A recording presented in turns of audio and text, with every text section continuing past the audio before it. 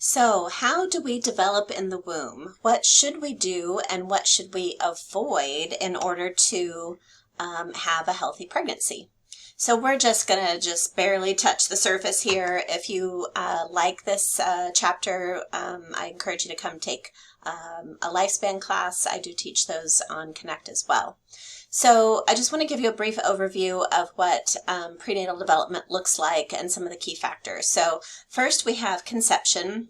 This is when the sperm penetrates the ovum. This does happen in the fallopian tube. So egg released from the ovary, the sperm go into the vagina, up through the cervix, through the fallopian tube, and they meet. This, of course, is an egg, and these are sperm that are all trying to get in. One sperm will be drawn in. The sperm doesn't actually attack the ova. One sperm is actually drawn in, and then the egg is kind of closes off and prevents any other sperm from getting in. And at that point, we have a zygote. That's a fertilized egg. And so we would say that this zygote, it's called a zygote during the germinal period, which is the first 2 weeks after conception. So conception happens in the fallopian tube, and then the zygote continues down into the uterus, and then it implants into the uterus. And when it takes about a week for implantation to occur, and once it's implanted, then the zygote period is done. The germinal period is done. At that point, we move into what's called the embryonic period. This is weeks 3 through 8 after conception. And this is what we're roughly looking at. You can see all kinds of glorious pictures of prenatal development. What we're looking at here is the brain, an eye. This is an arm bud. This is the beginning of the spinal cord. This is the heart. This picture, I would guess this is around 3 to 5 weeks, somewhere in there. By the end of 8 weeks, 2 things are going to happen, and that's when we're going to say that the fetal period begins. That's at 8 weeks, so fetal period is 9 weeks until the end. 2 things have happened, and that's why we say that the period is ended. Number 1, all the organs and structures are in place. Number 2, the cartilage begins to harden and begins to turn to bone.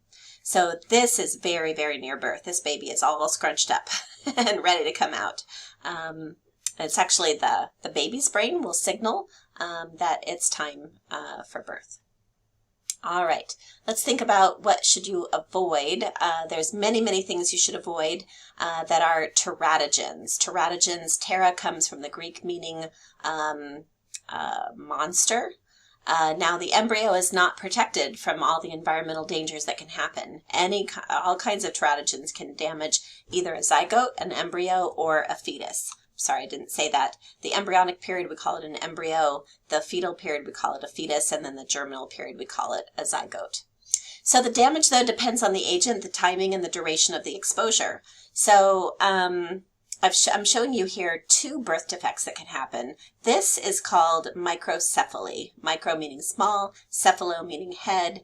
This looks like it's been photoshopped, but it hasn't. This is a picture of an actual baby whose head is very small. This is where the head should be, and this is where the head is. This microcephaly as a result of the Zika virus. This is a mother who was bitten by a mosquito that carried Zika. And so you can get microcephaly as well as other developmental delays as well.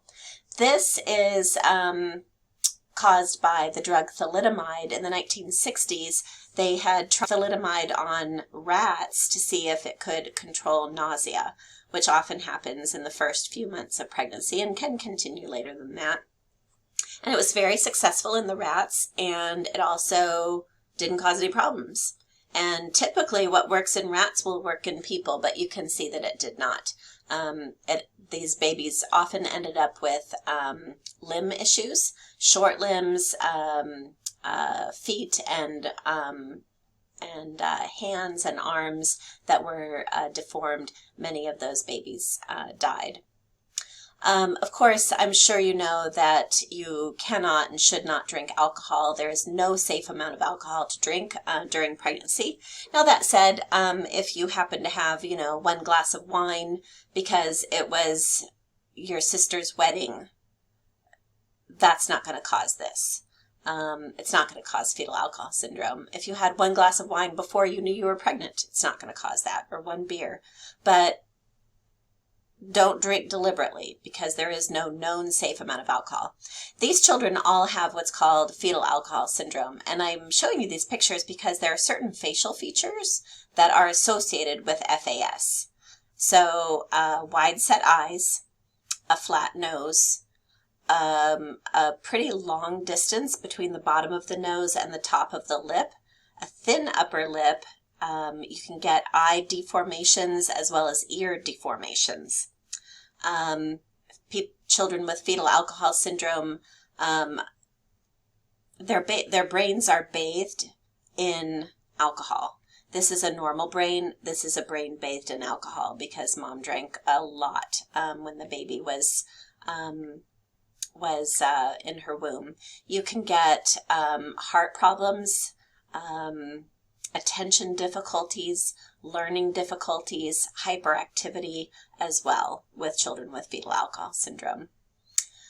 There are other types of teratogens as well. There are legal drugs that are teratogens like alcohol.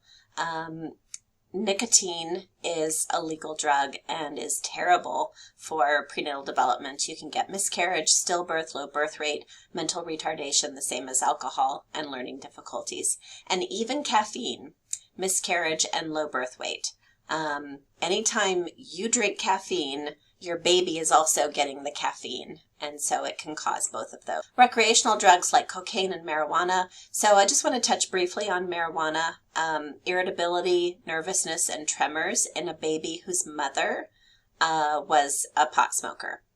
Marijuana also can make it difficult for the man to impregnate a woman. It can reduce sperm count and can cause his sperm to be deformed and unable to swim as well as they should. So marijuana is bad for both baby and for man's ability to impregnate. Different kinds of infections can be problematic. So rubella, most of you were probably immunized for rubella. If a mother has rubella, it can cause blindness, deafness, heart defects, and brain damage.